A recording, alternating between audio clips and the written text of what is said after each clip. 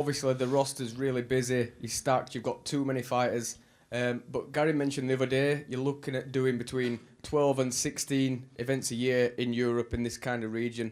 I mean, what kind of percentage of a bolster to the roster do you think you'll be able to get over here, as in bringing in more Euro guys? Yeah. Well, no, we didn't do it yet. The difference is we're talking about next year coming in and doing that. And the way that the contracts work is, all these guys that are sitting up here right now are under contract. They have whatever their fights are, 3 fights, 4 fights, 8 fights. They have that many fights that we have to get in a certain amount of time. So we have to get these guys those fights in a certain amount of time, or we have to pay them. Paying them isn't the issue. The real issue is keeping guys active. That guys can consistently keep fighting 3 times a year without having to wait longer. So that's the real issue. So when he opens up these fights and we start doing all these fights over here, we will start to sign more guys. We'll get them under a contract where we know we're going to have fights, and then we can we can deliver. Yeah, so Davar from Chimera.se. I have 2 questions then. First of all, next time you're going to come back to England, it's going to be in London. Do you have any updates on exactly when you're going to come back? 8th of March. Second question, there's been a lot of talks about you coming back to Sweden in February or April. Do you have any updates about that? That fight's probably going to be in London. Yeah. Well, it'll be between Gustafsson and Little Nogueira. Okay. Here in London. Well, there in London, not here in London. One question to Leo. Who you want to face now? Oh, there he is. Right on cue.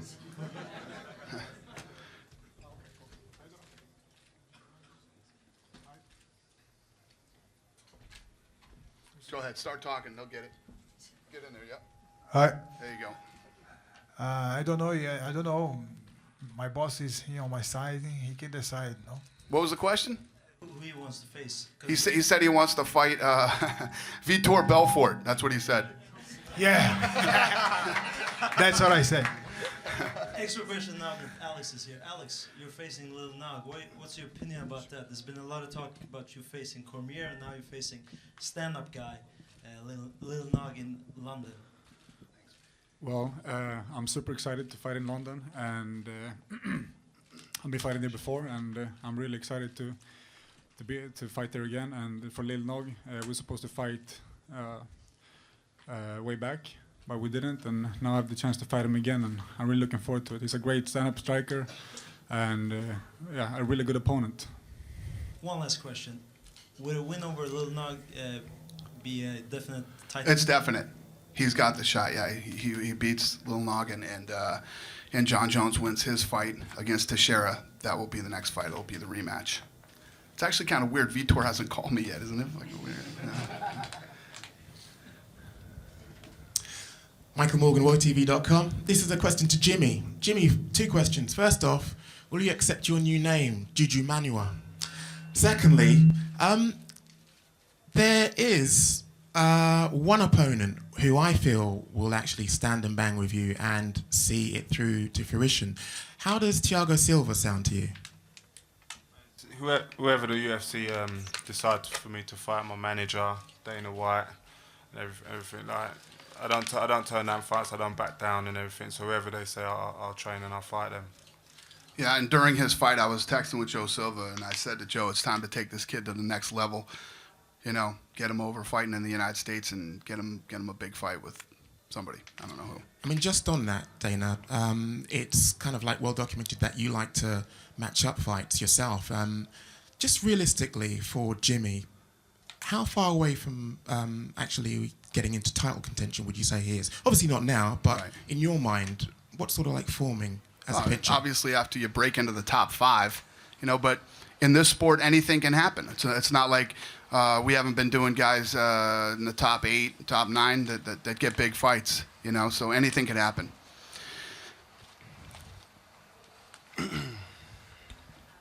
Who's next? Dana. Yep. Sean Lineker. What's up, buddy? He missed weight, and he's very impressive win tonight. What do you think of that? What are you going to do with Sean Lineker? Is he going to go to bantamweight, or is He said, the question is, John Lineker, what the kid missed weight again. What's the plans with this guy? What are we going to do? Are we going to have him move up to 35 or stay at... Dan Lambert, for those of you that don't know who he is, he runs the American Top Team down in Florida. He's probably one of the best guys in the sport and has been since before we owned this company. And he hit us up tonight and said, let's get this kid down to Florida training, get him on the Dolce diet, and make sure that this kid can cut weight. So I mean, if he's so good, if he had made weight in his last, the 3 times that he missed, he'd probably have a title shot right now. So he's going to get him sorted out. Yep. Alan Murphy, WOW TV here at the back here, Dana. Yep. Yep. Question aimed at you and Norman Park. Norman, we seen you on Twitter tweeting at Dana about a certain Harley Davidson. Would you two like to clear it up while in the room now at the moment? I don't know what you're talking about, man. What happened? Wrong place, wrong time. What, he wants a Harley Davidson? Yeah, he feels that because he won tough, he didn't get it. Yeah, now that he's 3-0. Well, unfortunately, Harley Davidson didn't sponsor that show. But the fact that he, wants a Harley Davidson, he's saying it. They're good people. We'll see what happens. And secondly, Dana, what did you think of Norman's performance tonight? I thought he looked great tonight. I thought he picked him apart, and he had a tough kid who was undefeated, and he looked great, really good. Dana? Yep. Down here? Yep. To your right? Yep. There you go. I can hear you, brother. Go ahead, talk. Michael Bisping said earlier this week that he would like to face the winner of Munoz versus Machida. I know you've just said you like Machida versus Belfort, but does that fight interest you at all? Yeah, well, here's the thing about, listen, I love that kid. I love Mike Bisping. He's out for 6 months. Have you seen his eye? Yeah, his eye is a mess. So he's going to be out for a while. He believes he'll be back in March in Yeah, London. what he believes and what the doctor believes are 2 different things, okay? When he becomes a doctor, then I'll start listening to what Mike Bisping thinks about his eye. Question for Leota. Yep. A fantastic finish, and you held back at the end when Mark was down. Would you have held back for anybody, or was it because Mark was your friend? The question was, for Lyoto Machida, you held back when Mark went down. You didn't hit him again. Would you have done that for anybody else, or was it just because he was your friend? Time to go? I got to go to Abu Dhabi, everybody. Good luck. Take care. Thanks for coming out. Thanks for the support. We appreciate you. Get up here, big guy.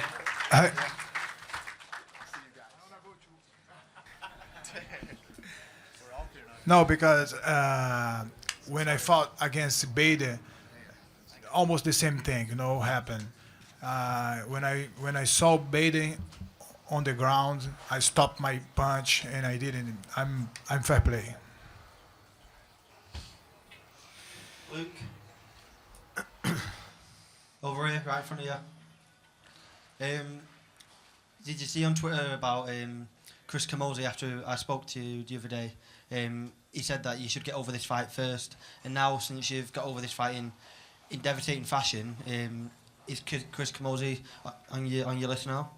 Chris Camozzi said actually that Andrew Craig was going to knock me out with a head kick. Yeah, he did. So just to clear that up, Camozzi is who I asked for. It's who I asked Joe Silva for this fight. I got Andrew Craig and I beat him pretty impressively. I'd love to fight Chris Camozzi. I think we just match up very well. He's tall, he's a striker, be an entertaining fight for the fans. But, whoever I'm given, I'll fight. But Chris Camozzi is definitely on the list. Any more? Ross, just describe your emotions after that tonight. Must be terribly frustrated. Fight down like that. Yeah, I'm super disappointed.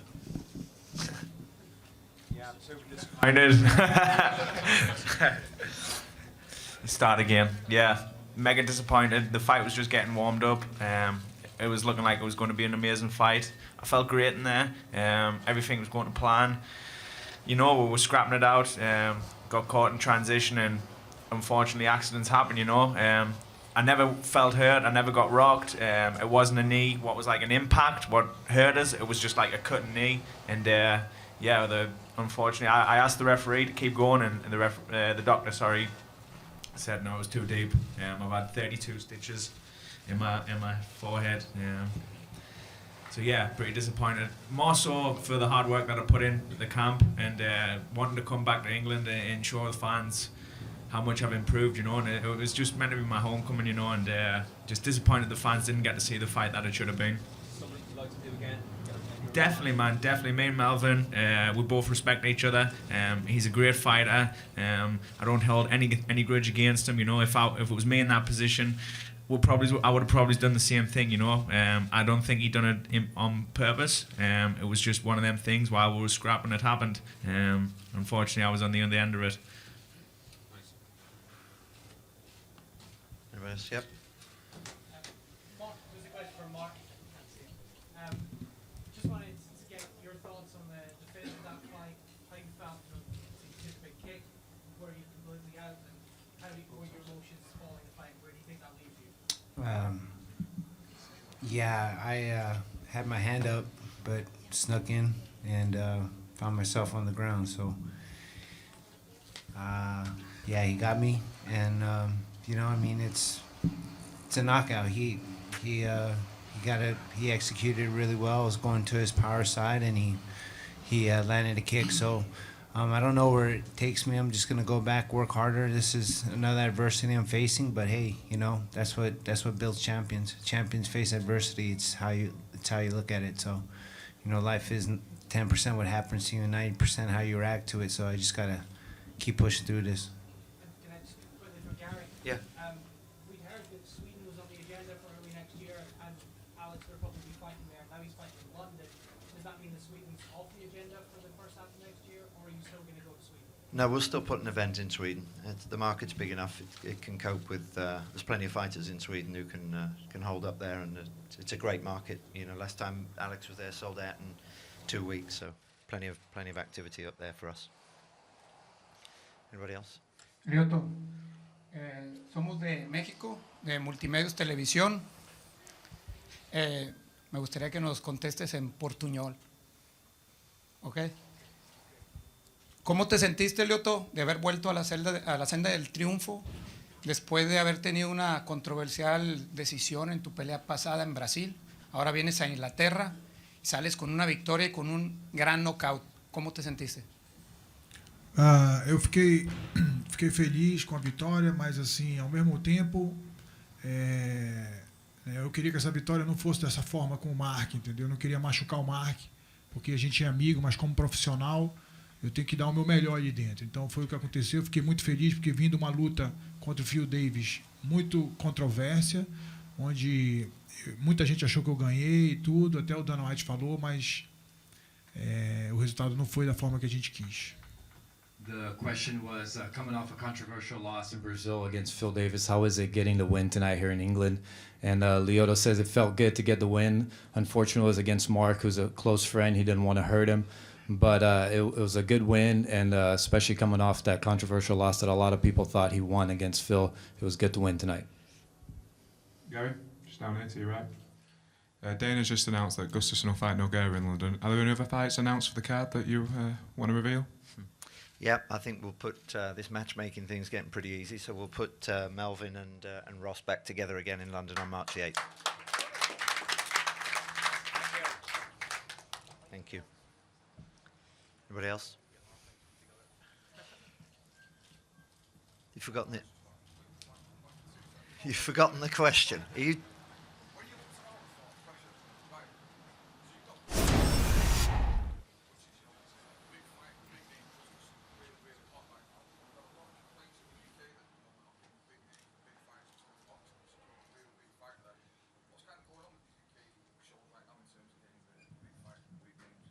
Well, we've been public this last week, as you well know. We've been talking about growing the business, developing the amount of fighters, giving fans more access to more fights. There's nothing's changed on that. When you do something, when we've got the fan base that we have, and you've seen it again tonight here in Manchester, we're never short of people who want to see great fighters. The demand's there, and Lorenzo and Dana manage all that. As you know, I've been public with that before. I'm in a year. It's not my job to matchmake. My job is to grow the business and show people in Las Vegas that what you guys want to see. And my job is just to request it.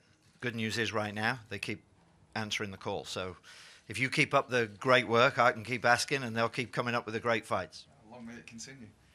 you've got I think 6 events in the sort of European series that's going to come in next year. Any idea what the split's going to be between UK and the rest of Europe, and what sort of locations in Europe? Yeah, UK, I think, well, actually, UK next year is London. So we're looking at London, Ireland, Malmo, Lodz in Poland, Istanbul in Turkey, Berlin. I think that was 6. So, and the question isn't how many we do, it's how many we say we can't do. Because I've got another 5, 6 countries, cities that want UFC, because these guys are what they want to see, right? People always, Dana always says to me, you know, people are tweeting about the card, this card, that card, that card. At the end of the day, the UFC business and the fighters have earned the right to be a UFC fighter. That's good enough for any nation in this world, as far as I'm concerned, and we'll keep building that. And these guys showed again tonight that they are what we want to see. That's what we're in this business for. Question for Luke. You predicted during the week the outcome and the method. I guess you owe Napoleon Hill a pint. How strongly do you believe in visualization, and how key was it to your victory tonight? And I definitely did that. I said it was going to be a right hand. It was a submission that won me the fight, but I think the right hand definitely is what actually got me the victory twice, even though I celebrated twice. But, you know, 2 knockouts and a submission in one night is not too bad. And just 2 quick ones. One for Norman. You said it seems like you're coming out of your shell this week. You're more comfortable talking to the press. 3-0 now in the UFC. It must feel great. Yeah, it's absolutely awesome, man. 1, 2. Yeah, it's awesome, man. Yeah, I'm just getting into my groove. You know, the first round was a little bit tentative. After the first round, I heard my corner saying, push the pace, you know, you get too much for this guy. Get into my groove, was slipping and countering, but I wanted to get that finish, you know. But, you know, I'm happy I got the win, 3-0, moving up that ladder. It's a tough stack, the whole lightweight division stack, you know, but I'm here till the end. There ain't no stopping me right now, you know. And finally, for Gary, you've seen some great talent come out of Europe in the last few years. Norman Park, for example.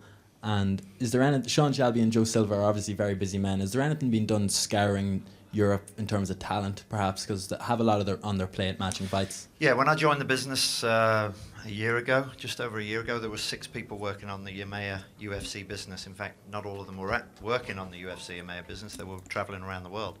By the end of December, we'll have 12 people working on the EMEA business. One of those will be a matchmaker here in Europe. That person will be responsible for identifying talent around the world, in EMEA.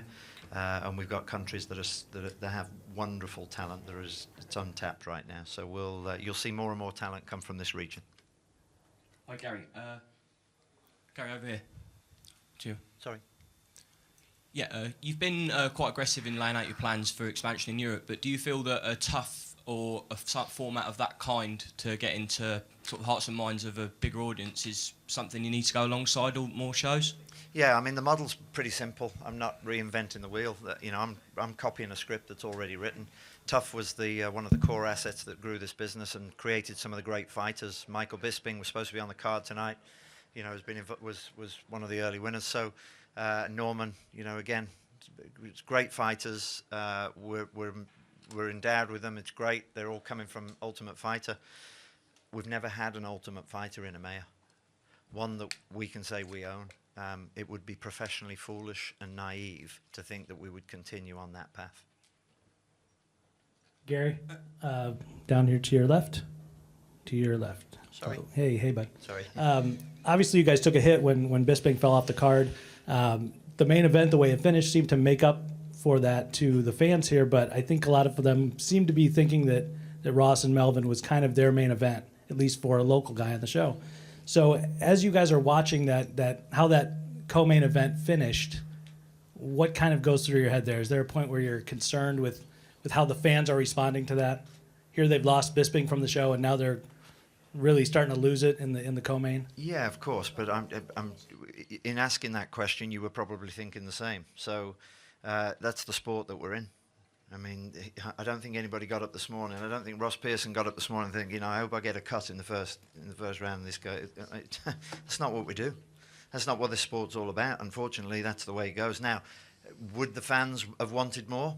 I don't know. I think we there's a lot of there were what 13 fights on the card, so there's plenty of action. This sport can go either way, as you well know. And then real quick for Mark. Mark, I was wondering if you could maybe take us through what you and Lyoto talked about right after the fight, if you remember any of that. Yeah, we basically just hugged one another, and he basically said sorry, and you know, I was like, it's okay, it's part of the sport, you know. So you know, we promised that, you know, winner's gonna buy dinner, so he's gonna buy me dinner sometime. So yeah, Okay. so we'll just continue training, and you know, we're both professionals, and this is what we do. Okay, 2 more questions, and then we're going to wrap it up, guys. MMA Studio from Norway. Tonight it was another Swedish success, and you were talking about increasing the market in Sweden. Any thoughts of putting a Norwegian guy in that card in Sweden? Yeah, sure. I mean, you know, again, we're hiring a you know, somebody in the staff in Europe to identify the talent. If the talent's good enough to be on the card, they'll be on the card. Thank you. One more. Krzysztof Sendecki, Orange Sport Television from Poland. So I have a question about Poland. Do you know something more about UFC event in Poland in 2014? Is it real? Yes, it's Lodge in Poland. I haven't got the exact date, and I think it's either September or October. I can get that date for you before you leave, but it's Lodge in Poland. Which city? Lodz. Lodge. Oh, sorry. Łódź. Sorry, my Polish escaped me for a moment. Just want to say a couple of thank yous. I want to thank, in particular, all of the fighters. They are what we are. They make what we are. Without them, we aren't anything. So that's the first thing. Thank you very much, guys. You're absolutely fantastic. Lyoto Machida for stepping in place of Michael Bisping. Our sympathies go out to Michael. I know he's devastated not to have fought tonight. I'd like to thank all the staff for putting on another great event here in the UK. And I want to say that this region is alive. It is more than well. It will build and it will grow. You will see more and more action only if you keep reporting, telling great stories about this wonderful sport. With that, I'll say have a safe journey home, travel safely, and we'll see you in London. Thank you very much.